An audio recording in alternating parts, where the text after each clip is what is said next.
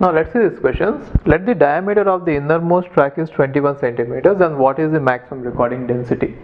So they are talking about something called as maximum recording density and minimum recording density. So why is it useful is, if you observe the way a disk is divided like it is having some tracks, and now all the tracks are going to have equal number of sectors, and every sector is going to have the same capacity. Therefore, how many ever bytes you are going to have in the innermost track, this part, right? So let me put like this. So the innermost track is going to contain some number of bytes.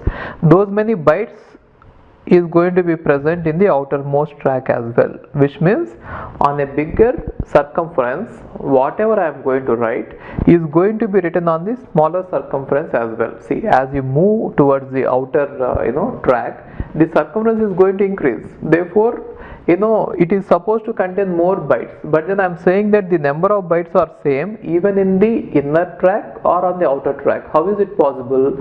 Because the density is going to vary, which means on the smaller track, if I have to put more number of bytes, I'll be writing them close to each other, right?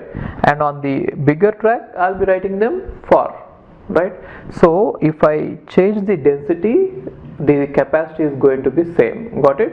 So since we are maintaining the same capacity, so you can assume that the densities are different. Now the innermost is having the maximum density and the outermost is having the minimum density. That is what they are asking. Now what is the maximum recording density? So in order to find out the maximum recording density, one thing you should find out is how many bytes are written on one track, and then find out what is the size of the innermost track, which is nothing but the diameter of the innermost track. Okay, so first let's find out the track capacity. The track capacity in bytes. Now in order to find out track capacity in bytes, if you multiply these two, it is going to give us, isn't it? Now this is given in sectors per track and is given in bytes per sector. If you multiply these two, you are going to get bytes per track. That is what we want, right? Therefore, the track capacity is going to be 256 into sectors per track, 256 sectors per track multiplied with 512 bytes per sector. Now sectors will get cancelled. Now what you get? Bytes per track. Therefore, this is the track capacity. So what is the track capacity? 2 power 8 into 2 power 9, which means 2 power 17 bytes, which is nothing but 128 kilobytes is the capacity of the track. Now this entire, all these bytes are present in a circumference, and the circumference, in order to find out the circumference, the diameter is given, right? So what is circumference? Now circumference we know is 2 pi r, right? And 2 into r is given, which means diameter is 2 into r, that is equal to pi d, and d is given 21. Therefore 22 by 7 into 21, which is 66 centimeters is the circumference.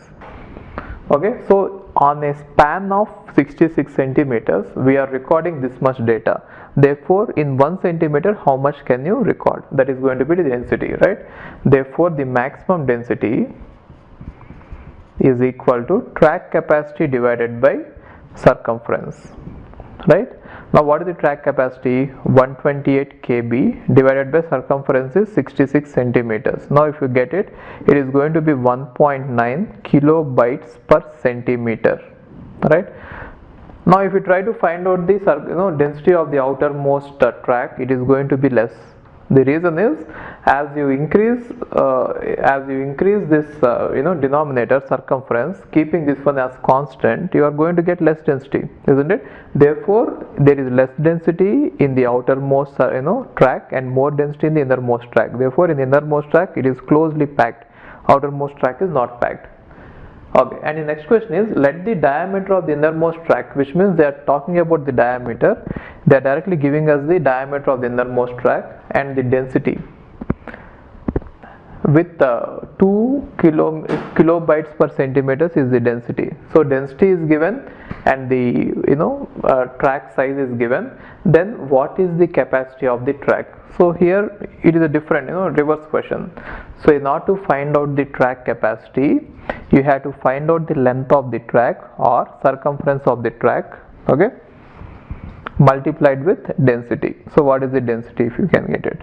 Now the circumference is, here again it is given as 21 centimeters is the diameter, therefore circumference is 66 centimeters.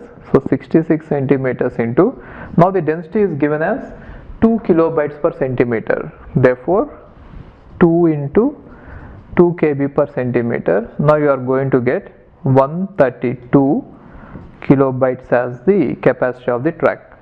Got it? So there the track capacity is 132 kilobytes, and here the track capacity when it is given as 128, we got the recording density as 1.9, and when we have increased the recording density to 2, then we have increased the track capacity. Got it? Okay. Hi, if you are planning to do masters, then doing masters abroad is better than doing masters in India. I'll give you all the reasons. So first reason is, out of 1 lakh students who take GATE every year, there are only 500 seats in old IITs.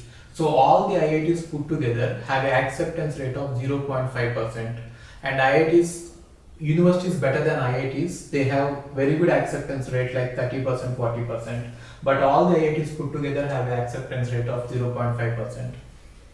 And if you are working hard to get into IIT Bombay's ranking is 177. And IIT Roorkee's ranking is 400. If you are happy to get into IIT Roorkee, then getting into universities better than IIT Roorkee is easier compared to getting into IIT Roorkee.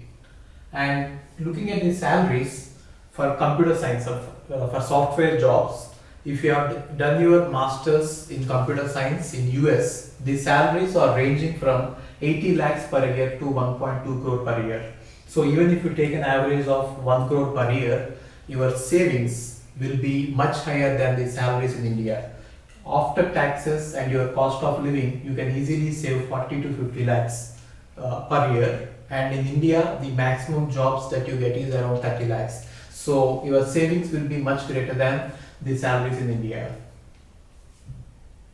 And these are all the services that we provide. University shortlisting. So depending on your profile, we will shortlist what are the universities that you have to apply, and statement of purpose building, and then LOR guidance, and GRE and English test assistance, and education loan assistance. So you don't have to have any collateral, which means without any security, now you can get education loan. Getting education loan is very simple these days, and whatever the amount of fee that you have a range of universities. You can apply for 10 lakh universities, 20 lakh universities, or 50 lakh universities. But whatever it is, you are going to get complete education loan, and you can pay off your education loan in 1 year after you get a job. And then we do visa assistance, mock visa interviews, and then connecting with the university alumni. So now you might ask why we should join Game of Visas. So the answer is, we have 90% success rate, 99% success rate. And these are all the destinations that we guide the students to. So we guide students to any country that you want to go. So now it is not just USA. We guide to UK, Germany, Australia, Canada. So we guide students to all the countries. We work with all the destinations. And if you are interested in going abroad, you have to just drop us a message on this WhatsApp number 9494 555 454. Okay, thank you.